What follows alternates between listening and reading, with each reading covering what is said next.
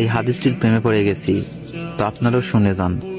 আপনি যখন নিজের ঘরে নীরবে কান্না করবেন, আল্লাহ তখন ফেরেশতাদের উদ্দেশ্য করে বলেন, কোন জিনিস আমার এই বান্দার চোখে পানি আনলো? ফেরেশতাগণ বলেন, আপনার বান্দা সুখে নেই, আপনার বান্দা অনেকদিন হাসেনি। এই বলে ফেরেশতাগণ কান্না করতে থাকেন এবং আল্লাহকে বলেন, হে আমার রব, আপনি তো জানেন আপনার এই বান্দার হৃদয়ে কি রয়েছে, অতএব আপনি তার জন্য সবকিছু সহজ করে দিন। আল্লাহ বলেন, আমার এই বান্দা এমন কিছু জীবন থেকে হারিয়ে ফেলেছে যে সে অধিক ভালোবেসেছিল।